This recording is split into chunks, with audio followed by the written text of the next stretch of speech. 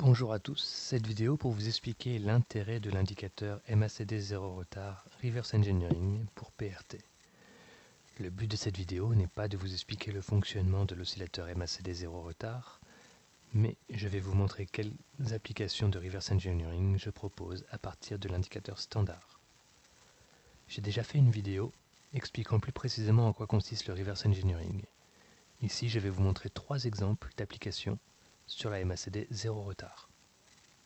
Il existe plusieurs utilisations possibles autour de la MACD 0 retard. Vous pouvez surveiller le changement de pente de la courbe MACD, ici en bleu.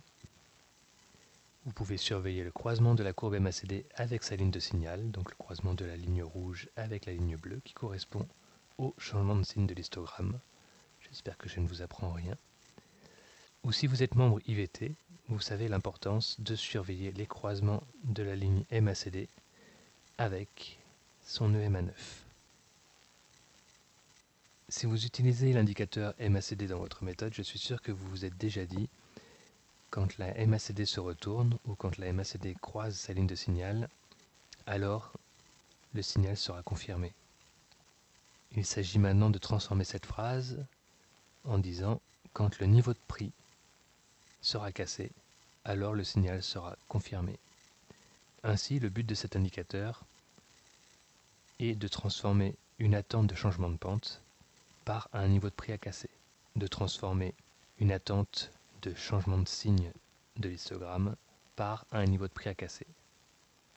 Ou, pour le dernier événement, l'attente du croisement de la MACD avec son EMA9 sera transformée par un niveau de prix à casser. Du coup, en affichant ces niveaux, vous pourrez mieux visualiser ce qui se passe sur vos bougies. Peut-être que certains niveaux coïncideront avec des niveaux déjà connus, et ainsi, peut-être, poser un ordre conditionnel et arrêter de surveiller vos graphiques. Ici un exemple, l'euro USD en journalier. Vous voyez en bas l'oscillateur MACD 0 retard avec les paramètres par défaut 12,26,9 et le EMA9 associé. Je vais ajouter l'indicateur MACD 0 retard Reverse Engineering et vous voyez tous les paramètres possibles.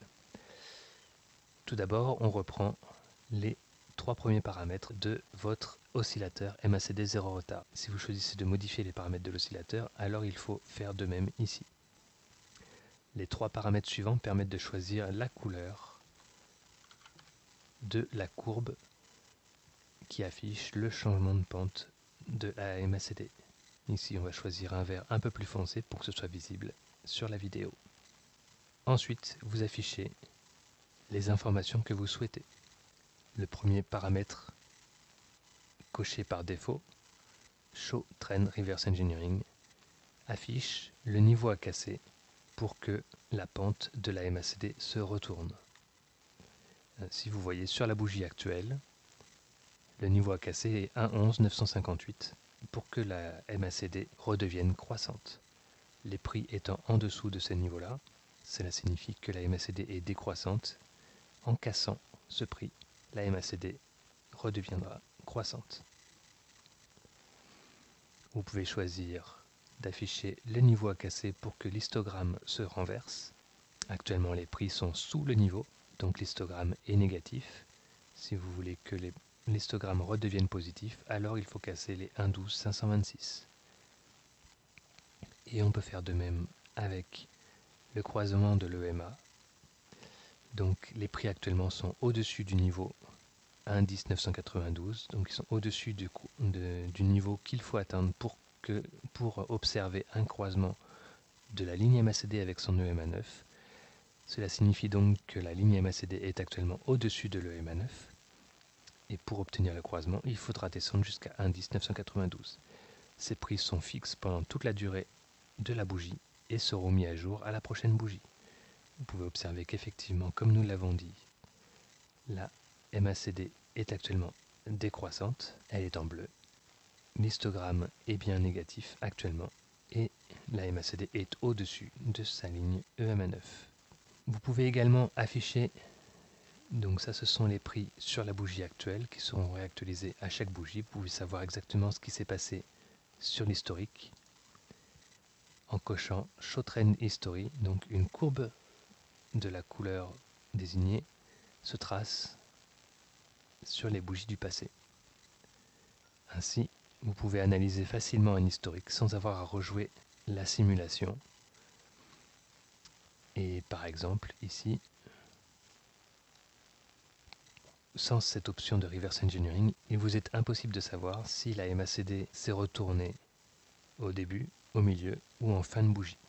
Vous pouvez juste observer qu'elle s'est retournée effectivement sur cette bougie-là. Avant, la MACD était décroissante, elle est passée croissante. Maintenant, vous pouvez, grâce à cet indicateur, savoir exactement quel prix il a fallu casser pour retourner la MACD. Donc cela se faisait en début de bougie. Et il a fallu casser les 1,12,394 pour que la MACD devienne croissante. À chaque fois que les prix sont en dessous de cette courbe, la MACD est décroissante. À chaque fois que les prix sont au-dessus de cette courbe en clôture, bien sûr, la MACD est croissante.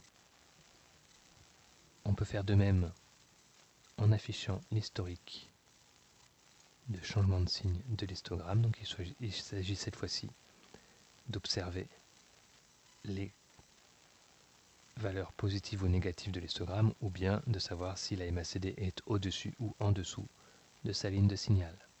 À chaque fois que les prix sont au-dessus de la courbe bleue, cela signifie que la MACD est au-dessus de sa ligne de signal. Et inversement, quand les prix cassent, vous voyez, quand les prix cassent ici, vous observez un croisement des deux lignes, et quand les prix sont en dessous, la MACD est en dessous de sa ligne de signal. On peut faire de même avec les croisements avec son EMA9. Ça devient surchargé, donc on peut très bien choisir d'en afficher certains et pas d'autres. Voilà, par exemple. Les croisements de l'EMA9 se sont faits. Donc ici, les prix ont cassé. Ici, les prix ont cassé. Voilà.